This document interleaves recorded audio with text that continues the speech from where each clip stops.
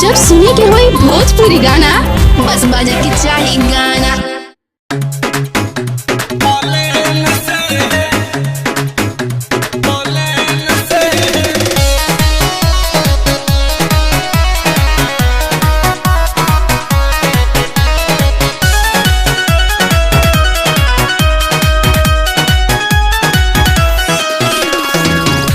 के भागनी हम अपना घर से कापे करे जा बड़ी पापा जी के डर से। अरे जब नहीं था गुदी तो क्यों लंका में कूदी। भागे के भागनी हम अपना घर से कापे करे जा बड़ी पापा जी के डर से।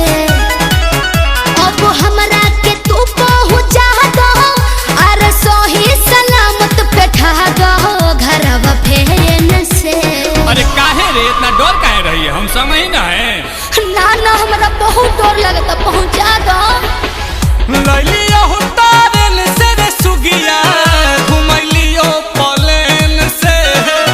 लैलियो तारेन से रे सुगिया घुमैलियो प्लेन से। दहजियो बैठ गइली हमरे ही देन से। जहजियो बैठ गइली हमरे ही देन से। दहजियो बैठ गइली हम ना मानम, हम जइबे करब।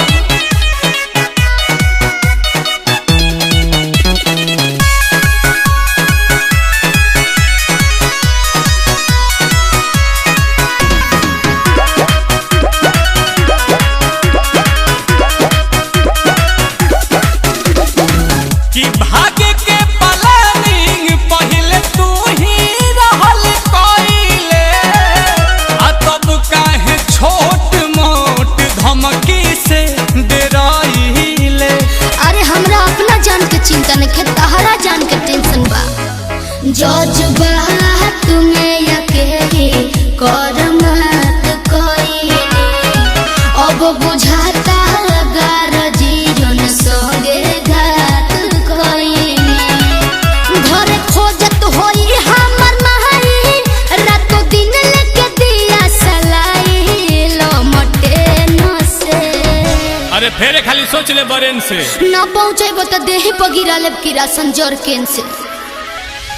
ताही में लागल रही कछा नोटे न से। ताही में लागल रही कछा नोटे न से। आ दहजियो बैठ गइले आ हमरे ही देन से। जहजियो बैठ गइली हमरे ही देन से। कि हवा में उड़ली हले।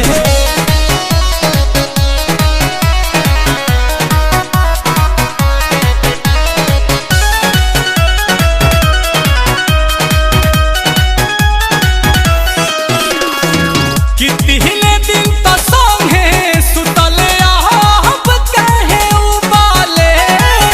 बाहर संस्कारी घर के चिंता में डूबाले। आशुतोष मुखिया एफआईआर लिखवा दिले बड़े। नील कोमल घरे जाके साफ सीधा हो जाए।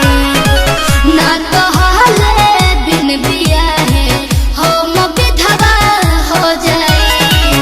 बटे फोटो थाना में दिया है बड़े सोनू सुधा कर बनाए सिकड़ चेन से। अरे हम आदमी भेज दिले बानी गोला बगेन से। तू खोजा कर मारुति भैन से मुआ दी हस। कि हमरो होके को हम जानी बुझी है लाते न से। कि हमरो होके को हम जानी बुझी है लाते न से। आ दहजियो चढ़ली हमे कि हमरे ही देन से। दहजियो बैठ गइली कि हमरे ही देन से। हले तो पे चढ़ली हले। ए जा हो तार गिद्ध के जनम छोड़ा दे हनी हट।